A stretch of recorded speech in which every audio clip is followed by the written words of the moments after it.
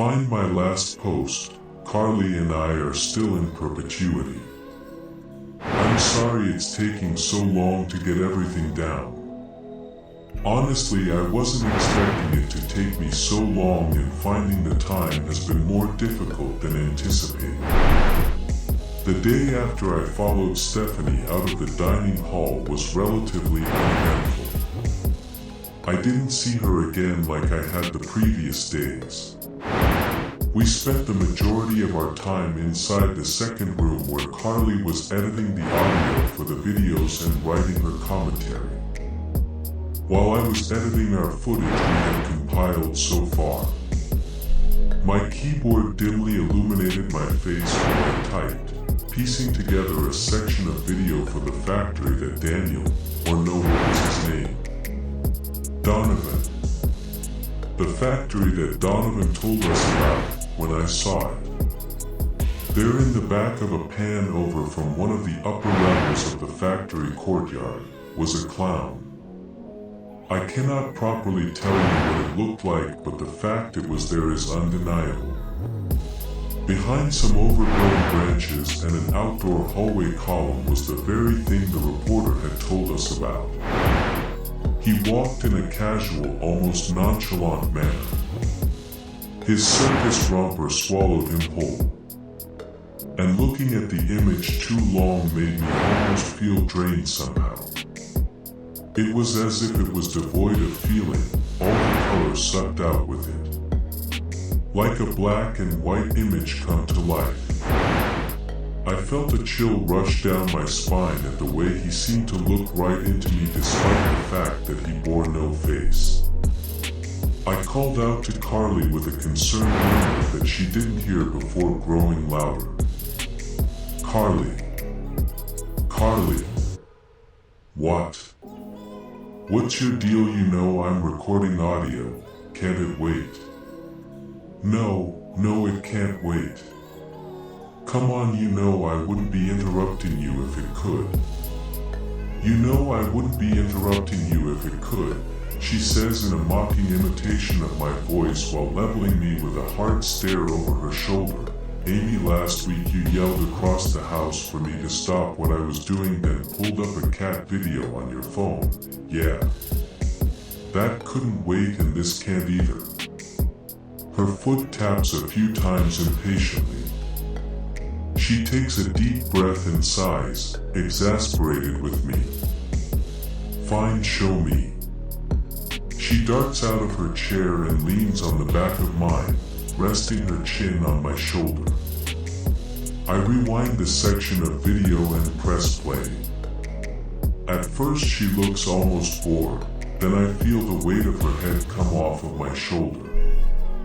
It rises gradually with the widening of her eyes. What the fuck is that thing, I think. My mouth gapes open and closed like a fish as I hesitate to answer with any certainty at all. It's that thing that the reporter was talking to us about. I know that we've been seeing a lot of strange stuff recently, Ames, but she's white as a ghost. Pale and clammy, I think she may be sick. It never gets any less weird getting confronted with things like this. We spend the next couple of hours poring over all of the footage, photos, anything that we'd taken since we got into town. Scouring it for any trace of the desaturated entertainer, audio recordings forgotten. By the time we called it quits, we had missed lunch and almost missed dinner, which we reluctantly stopped for after finding nothing else. Not a single trace of that damn clown. Then, well, the next day I'm surprised to find I'm out of bed before Carly is. Turns out she really was getting sick. I walked over about ready to tear the sheets off and tell her off for not getting to bed early enough when I saw how miserable she looked. I left the room and got a thermometer from Stephanie at the front desk, and sure enough, a fever. This was going to be a problem. We still had plenty of time in town, but a limited amount of free days. All that planning and preparation, and now it was in jeopardy. I grabbed the phone to call for some soup and water for Carly, and we talked it over. We decided that I would go around town and get a few shots of the streets and such. We don't go out to abandoned places alone for safety, and that wasn't changing just cause one of us had gotten sick. Afterwards, I would come back and we'd shift our schedule around to make it another editing day. I honestly thought that it would be fine. Not too long after, I head out with my camera slung over my shoulder. When room service came before I left, they also happened to have some medicine. One less thing to worry about and pretty convenient. I made a quick stop by the coffee shop for a drink and worked my way around town. A picture here, a video there. I even brought Carly's dang tape recorder with me to give her some commentary about the place. I was walking through a section of the city on the edge of town when I stumbled upon a playground. One of those old ones like they used to make them. You know, with all the wooden buildings and walkways. Metal slides that make you feel like you're gliding across the sun in the middle of the day. Old monkey bars that have lost their footing and spin in some places slightly due to age. It looked pretty abandoned, not a family in sight, and from the looks of it, it looked like there hadn't been for a very, very long time. Not only did I think it would be a good place to take some photos due to this, but I also just have a lot of nostalgia for these old play places. They're tearing so many of them out nowadays. I haven't gotten to see one in quite some time. My camera shutter was one of the only noises as I began to shoot. I knelt down to get all sorts of angles, climbed up on it, and even went through a few of the tunnels. It was while I was doing this that I saw the note. It was up on top of one of the wooden poles. It had crinkles all over it and dark brown and green stains on it like it had been rubbed into the ground. Curious. The edges of it twitched ever so slightly. It registered to me just a second before it happened, then it took it. One big gust of wind and it was off. I clambered down the stairs from my perch on the playground. I don't know why, but the letter felt important somehow. It was just up ahead, tumbling and turning. Getting swept up a few feet into the air, then violently thrashed back into the cold ground. I found myself thankful that the grass wasn't wet during my sprint after it. It just kept going and going, its flutters almost perfectly timed with the crunch under my feet. My foot caught on a raised root and I took a harsh tumble to the ground.